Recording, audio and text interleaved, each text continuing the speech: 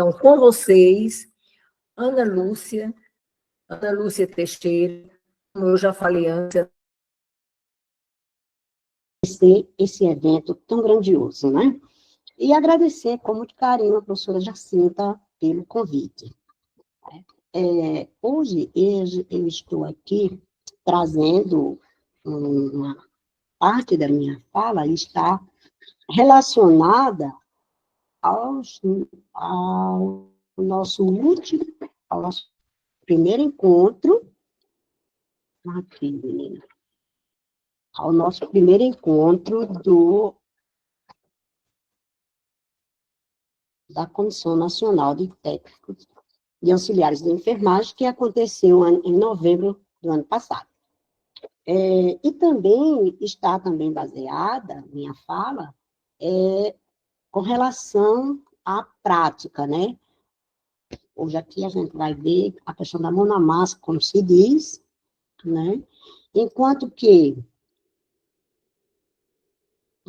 a professora Célia Rezende trouxe para nós uma grande parte da estrutura curricular, das diretrizes, eu trago aqui um pouco já da questão prática, né? Então,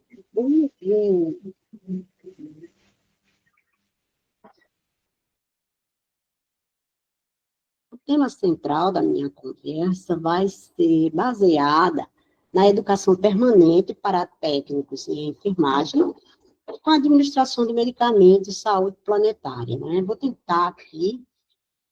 Esqueci de dizer uma coisa importante, pelo amor de Deus. Olha, quero parabenizar a professora Célia pela brilhante apresentação, da professora Célia, que trouxe aí uma estrutura maravilhosa, né?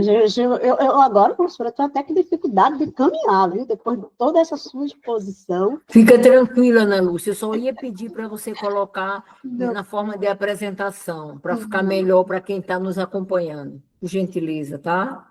Você conseguir colocar os slides na forma. Isso, ótimo. Obrigada. Para apoiar aí o pessoal que está conosco. Acho que assim está legal, dá para ver legal, não dá? Ótimo, excelente. Pronto, então isso, né? Considerando o tema central, que é diretrizes e orientações para a formação do técnico em enfermagem, com avanços, limites e desafios, então eu fiz aí meu tema, que é educação permanente para técnicos em enfermagem, administração de medicamentos e saúde planetária. Você está atrapalhando.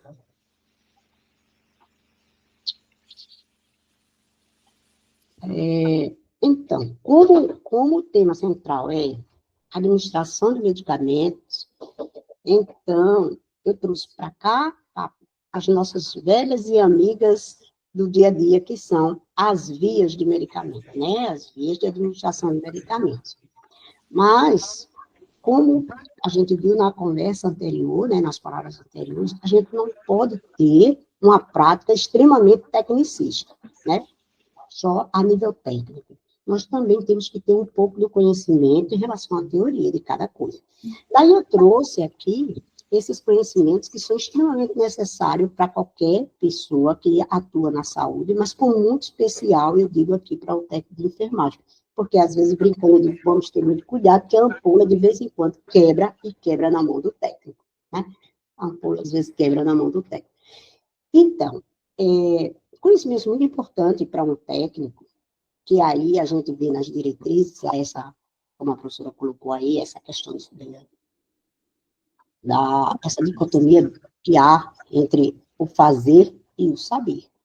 Então, na minha concepção, o saber é de uma importância extrema. Então, eu trago alguns pontos como desafio, né, para a nossa formação, que é a questão da anatomia, da fisiologia humana, da microbiologia, da matemática, português, e, por fim, a habilidade, né, e destreza da técnica, que aí, sem dúvida, a gente tem que ter.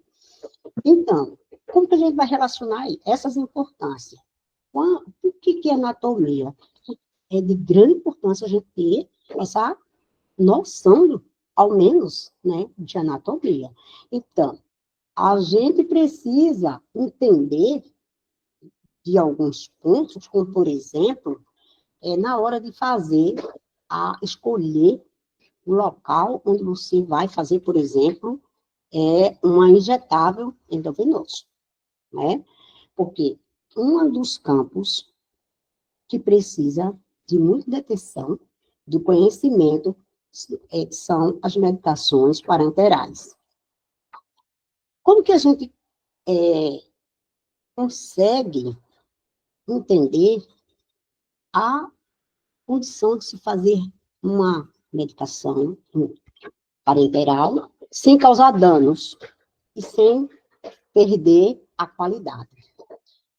Por isso eu digo, coloquei, por exemplo, a matemática aqui como um dos pontos muito importantes, né, para que a gente não faça essa dicotomia do saber e do fazer. A matemática, ela, por exemplo, ela vai trazer para o técnico a importância de entender, por exemplo, que eu não coloquei física aqui, mas bem que deveria, a questão dos ângulos, né? Então, muitas vezes, há uma confusão muito grande quando se faz intradérmica e a subcutânea. E o que é isso? Isso é um assunto da formação.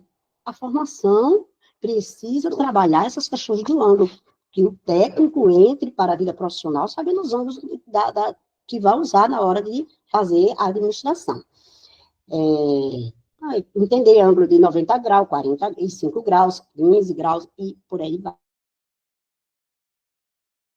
Uma não consegue entender isso, como que ele vai fazer essa diferença de subcutânea e intradérmica, por exemplo?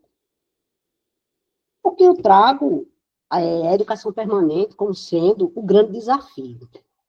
Porque nem sempre o técnico, quando passa pela formação primária do curso, né, que é do curso auxiliar, do curso técnico, nem sempre quando ele passa, ele sai de verdade pronto. As avaliações, de vez em quando, elas são bem falhas com relação a isso que estou falando aqui agora. A gente vai ter uma dificuldade, por exemplo, de calcular gotejamento. Aí isso é importante. Você pode pensar que isso não é importante, porque você vai imaginar que a prescrição já traz, ou que o enfermeiro vai fazer isso. A gente deve aqui entender que dentro do atendimento existem diversas dificuldades e diversos pontos de atendimento. Então, a gente vai ter aqui, por exemplo, quando a gente tem um atendimento em zona rural, que de vez em quando o técnico não está sendo supervisionado. E também não vai ter um enfermeiro que faça para ele os cálculos. Então, isso me preocupa na formação, isso me preocupa muito na formação do técnico. Isso me preocupa com a questão da intramuscular, porque na intramuscular parece tudo simples, mas a gente tem algumas medicações que pode ser EV e pode ser IM, e acontece que quando um paciente está fazendo tratamento EV, ele precisa seguir, mas de vez em quando, com dificuldade dos acessos periféricos venosos, começa-se aquela insistência de então fazer IM. Mas é necessário saber que, quando foi prescrito EV, foi alguém que ouviu o paciente na admissão e sentiu que a situação dele seria necessário um tratamento EV.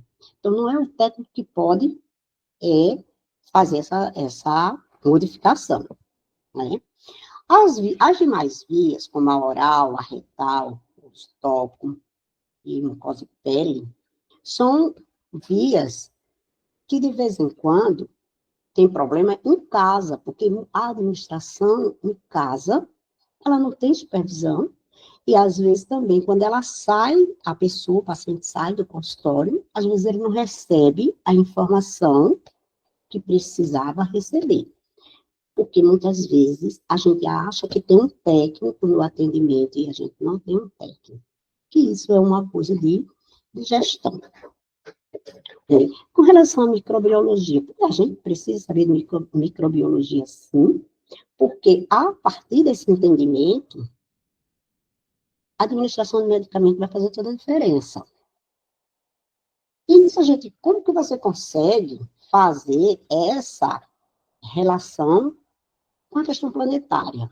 Veja, se o técnico, ele consegue fazer tudo conforme é para ser feito, ele consegue ajudar o paciente a sair do seu tempo, no seu tempo certo da alta hospitalar. Porque muitas vezes, por falta dessas coisas, a gente vai ter problemas de uma hospitalização mais prolongada. Então, eu creio que a administração de medicamento, ela se inicia desde a preparação. Isso quando a gente quer relacionar com a situação planetária. Ela vai ser importante desde a sua preparação, vem a administração e depois o descarte do material. Quando a gente não tem isso dentro dos parâmetros, a gente vai criando problemas novos, não é? A gente, por exemplo, tirar a bolinha, aquela bolinha, né, de ar da seringa, né? Aquilo ali, muitas vezes, a gente deixa cair, né? Então, isso é um problema. É para passar na formação, a gente precisa entender que isso traz maiores problemas. A questão de, agora, na nossa próxima lâmina, a gente vai ver um pouco dos desafios com relação a tudo isso. A educação permanente e seus desafios. Então, com essa pequena introdução das dificuldades que se tem no dia a dia, então eu trouxe, por exemplo, as novas formas de trabalho. Isso foi uma coisa discutida demais no primeiro Encontro Nacional de Técnicos e Auxiliares de Enfermagem, as novas formas de trabalho. Porque junto com ela vem também as tecnologias. Então, eu vou, por exemplo, falar um pouco do home care.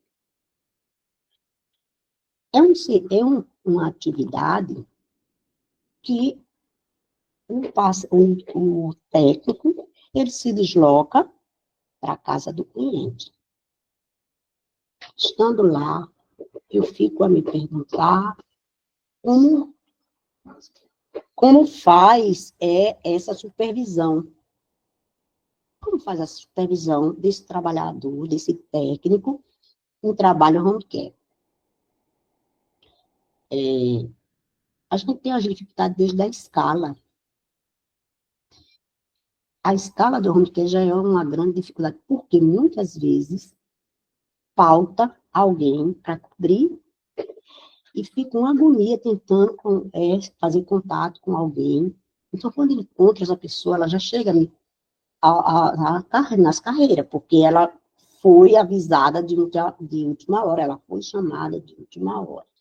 Então, também tem uma preocupação, porque quando se faz atendimento em domicílio, a gente tem aquele cerco, né, dos familiares. E os familiares, todo mundo acha que sabe de enfermagem. Todo mundo acredita que sabe ser técnico. E começa aquele assédio, né? Não faça assim, não faça desse jeito, traga para cá, puxe para lá. E eu fico me perguntando, sempre fico com essa preocupação, com essa modalidade de trabalho, como se faz a supervisão disso? Como esse técnico reage diante dessas dificuldades, né? Então, isso tem a ver com as nossas atuais diretrizes? Tem, né? Porque são essas diretrizes que vão dar caminho. Né? As novas tecnologias é uma coisa extremamente preocupante para nós. Porque a gente está tendo aí, como a professora colocou, uma oferta muito, como a professora Célia colocou, uma oferta muito grande de cursos por escolas particulares. E essas escolas são supervisionadas. O currículo dessas escolas, quem acompanha? Como são os estágios? Isso é uma grande preocupação, porque muitas vezes está sendo confundido estágio com visitação. Então, de fato, não há estágios, não é? E a gente não pode também apenas pensar que está formando um técnico para o SUS, para trabalhar com o SUS.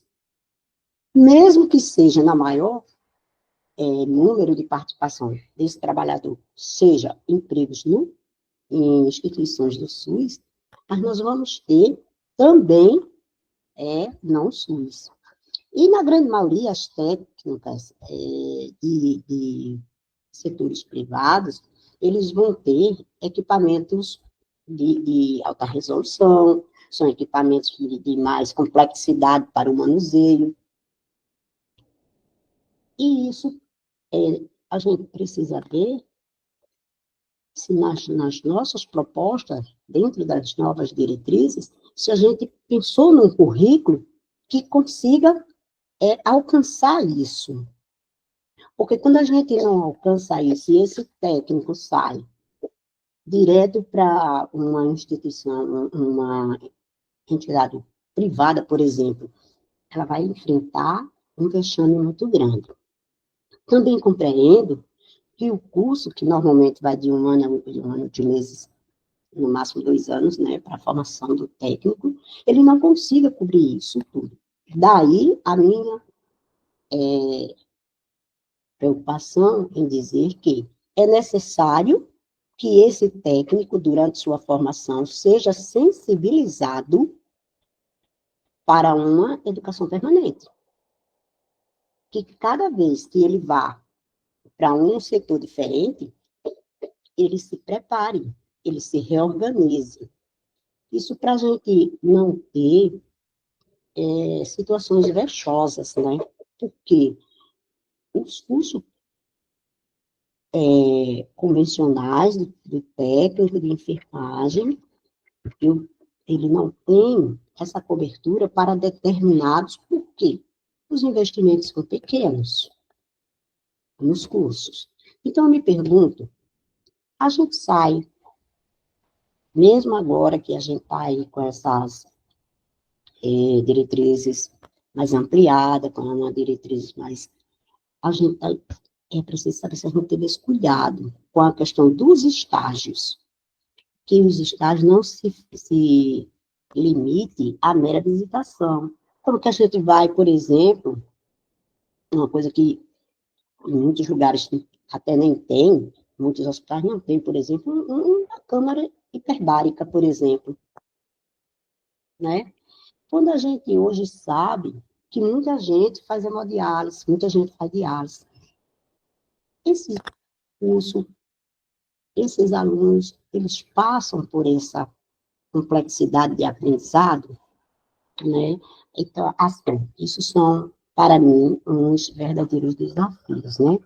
Um desafio também que me chama muita atenção e que foi uma constatação na epidemia é a questão da biossegurança, né, para o técnico. A gente precisa entender que a perca foi considerável do pessoal da enfermagem, né, na pandemia.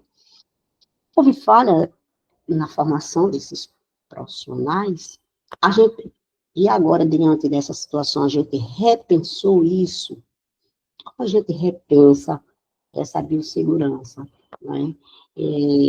Foi, foi, foi a falta do conhecimento teórico, por exemplo, porque a gente vai pensar que o técnico, ele teve um conhecimento só do fazer, e nesse caso, esqueceu dos contágios, de como são os meios de contágio, de contaminação.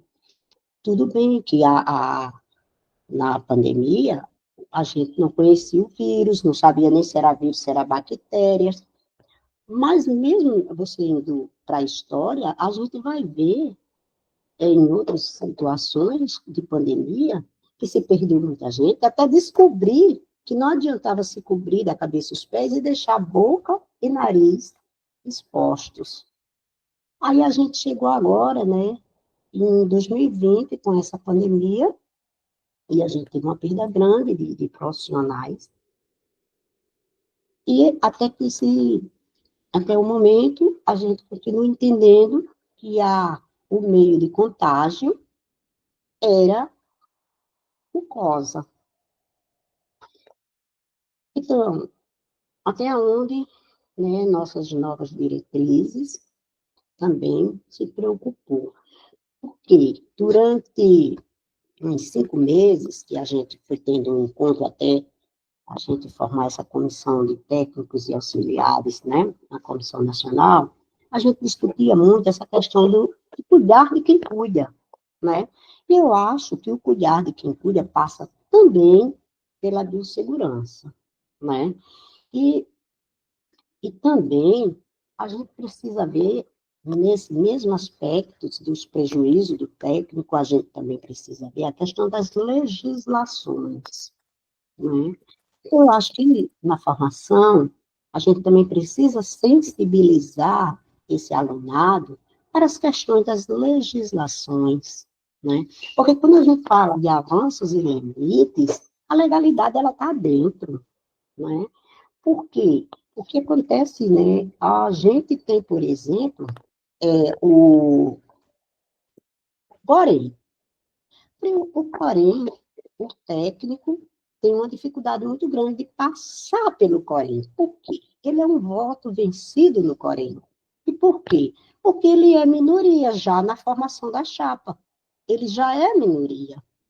Então, a gente também precisa, no curso de formação, também dar esse incentivo, né? E tentar sensibilizar esse aluno para que, quando ele saia da escola, ele se engaje em alguma entidade, em alguma instituição, que ele possa entender o mundo dele. Sendo o Conselho Regional, né, da Enfermagem, né, um órgão fiscalizador, mas ele não passa por uma fiscalização onde ele consiga ver determinados riscos para a saúde dos trabalhadores, com muito especial dos trabalhadores de nível médio na enfermagem. Né? Eu já pude constatar, não é, repouso, né? Repouso dentro da própria unidade onde o paciente está, sabe? Então, e o Corém, certamente ele foi lá, mas ele não viu isso. Por quê? Porque não era o repouso que era invisível, era o técnico quem era invisível. Então, acho que isso é também uma responsabilidade na formação de sensibilizar esse alunado para esse aspecto. Uma outra situação, para além do Corém, é o COFIN. Porque se no Corém a gente é minoria, no COFIN a gente é invisível. A gente não tem uma representatividade direta, não é? Então, quando a gente não tem essa representatividade direta, a gente se tornou invisível, mas como pode ser isso se o técnico, quando ele paga sua anuidade no Corém, parte da anuidade vai para o COFEN. O COFEN não deveria recolher, então, se ele não visualiza esse profissional. Isso é importante, por que trazer isso para a questão?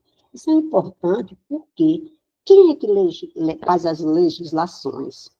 Quando na hora de um vexame, o que vai haver julgamento, passa pelo COFIN, os julgamentos passam pelo COFIN. Quando a ampola quebra na mão do técnico, que ele vai para uma situação de ser ouvido, de passar por uma situação de justiça, o COFIN vai estar lá para saber se ele segue, se a carteirinha dele vai ser passada.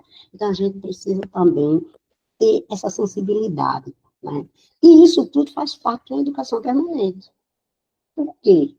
Se o técnico ele precisa ler, é uma importância muito grande que o técnico leia.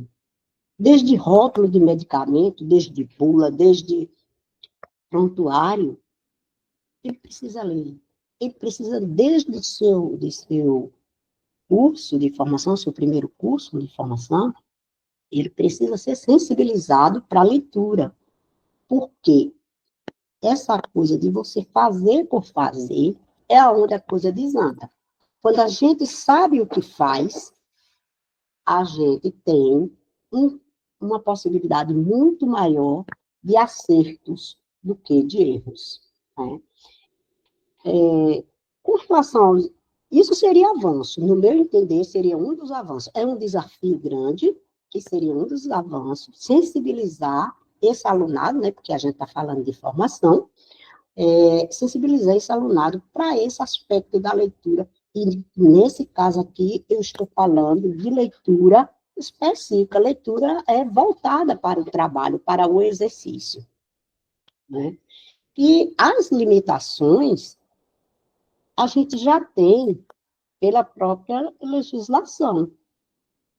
Quando, quando, quando a gente vai para qualquer que seja a situação, a gente já tem a legislação. A gente tem uma questão já o próprio MEC, a própria educação, né? E aí, a lei maior da educação, né, que é a LDB, a Lei Maior da Educação, ela já traz alguns limites, já traz alguns esclarecimentos de como. Mas nós vamos ter as questões específicas que não estão lá, mas já vem, por outra parte, pelo próprio COFIN.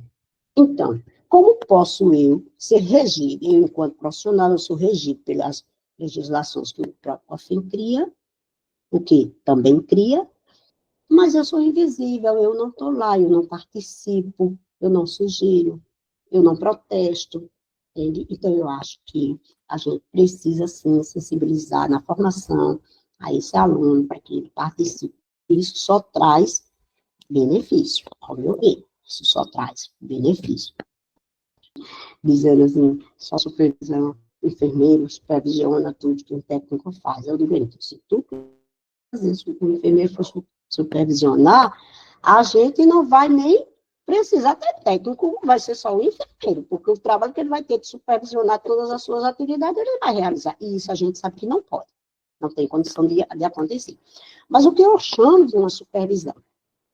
Tipo, você recebe um funcionário novo, você precisa ter uma certa avaliação desse funcionário, mesmo que ele já seja da casa, mas se ele mudou de setor, ele precisa de um acompanhamento. Você precisa entender se ele domina. Não é uma perseguição, é uma supervisão, porque se ele tiver dificuldade com aquilo, com aquelas atividades naquele setor, é preciso que ele receba ajuda. Não é uma ajuda de crítica negativa. Não. Porque quando a gente fala aqui na educação, como a professora falou, que é libertadora, a gente está falando numa educação transformadora. Então, se a gente vai transformar, se a gente vai libertar, a gente tem que trazer a pessoa para o conhecimento. Sem conhecimento não tem libertação, não tem transformação. Então, se eu vou para um setor que eu não entendo nada, eu preciso que a pessoa que é responsável por aquele setor me chame, me traga a luz, para que eu não faça coisas que eu não possa fazer. Eu vejo supervisão muito nesse aspecto, né? Que a gente está sempre ali, juntos, para evitar transtorno dentro do serviço, né? Isso é uma das boas características do supervisor para mim, no meu entendimento, né? E para corroborar, assim, essas minhas colocações, né, de que a tecnologia, o avanço da tecnologia necessita de uma educação permanente, que o avanço da tecnologia diz para a gente que você precisa se atualizar, né? Se a ciência aumenta, a ciência da saúde aumenta, a ciência nos equipamentos aumenta, e a gente vai desenvolvendo outras coisas, o técnico precisa acompanhar. Então, para corroborar essa minha conversa, eu eu não fui propriamente uma fundamentação, mas para corroborar, eu trouxe apenas 2 casos, né? Um dos casos que se deu ano passado, né? Foi o quê? Uma pessoa, um técnico, né? Que numa UTI, um técnico numa UTI, né? Isso em julho de 2024, deixou de monitorar, não, deixou de monitorar adequadamente a bomba de infusão, não é? Isso me mostra que a pessoa não estava sabendo da tecnologia, né? Não soube monitorar a bomba de infusão. Então, o que acontece? O paciente, por conta disso, o paciente foi a óbito.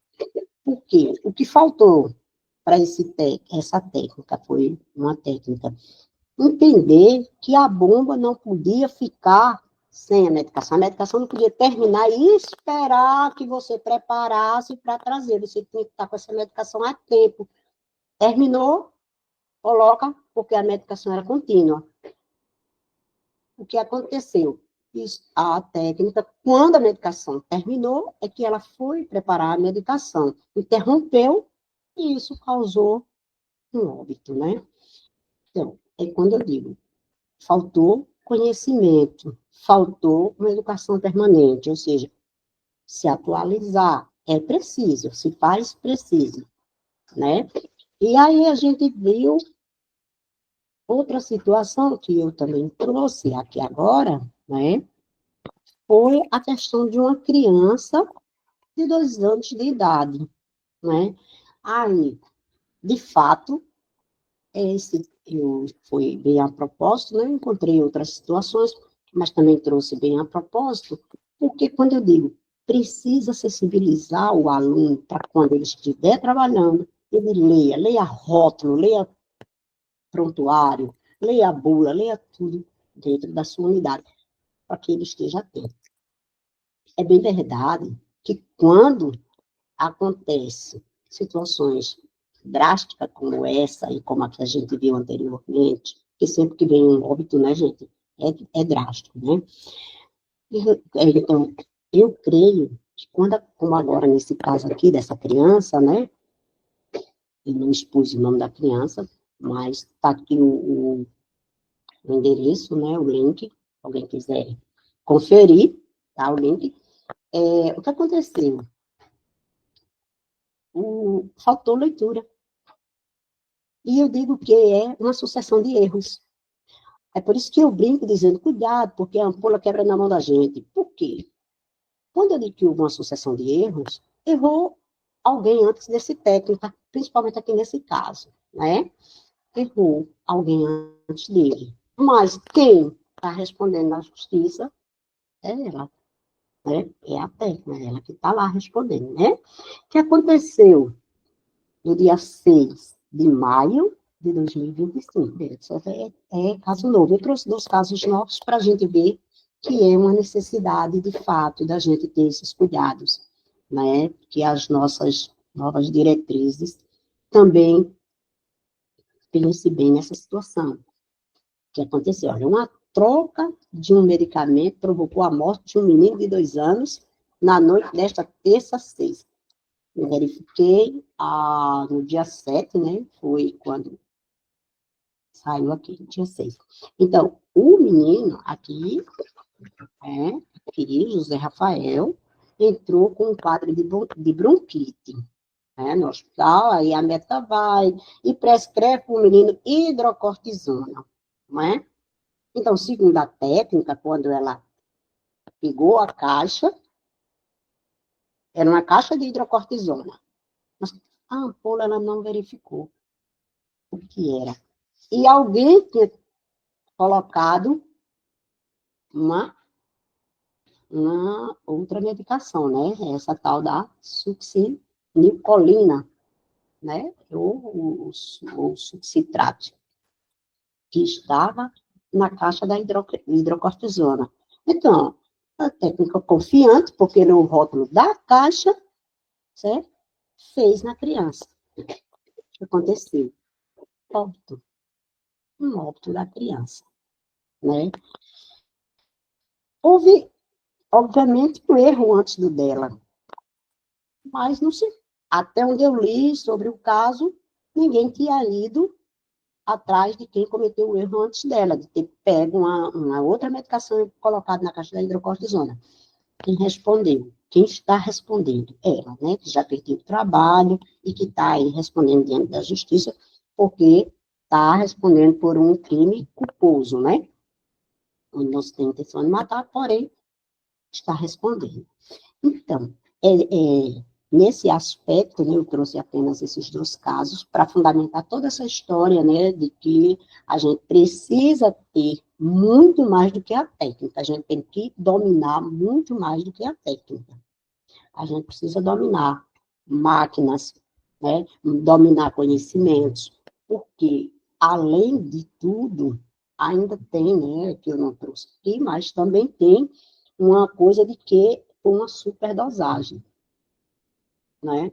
Foi uma superdosagem. Isso quer dizer que a pessoa também não leu a dosagem corretamente. Então, eu sempre digo, é preciso entender que na formação a gente precisa ter um curso onde tem uma parte no curso onde se diga que 0,1 é diferente de 1,0.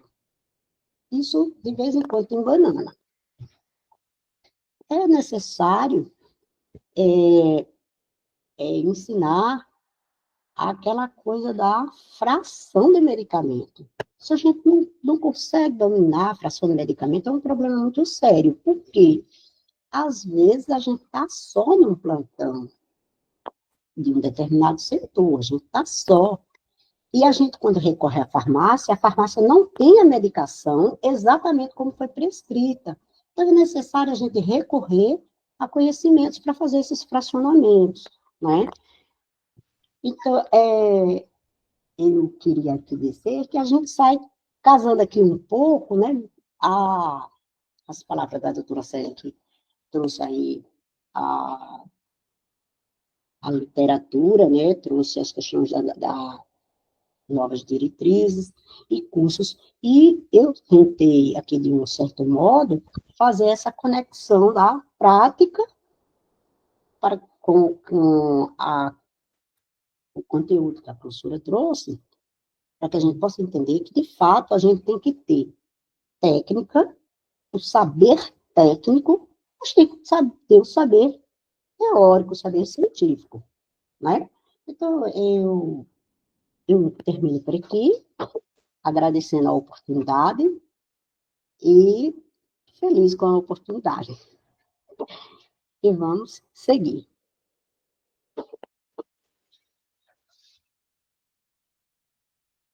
Muito obrigada.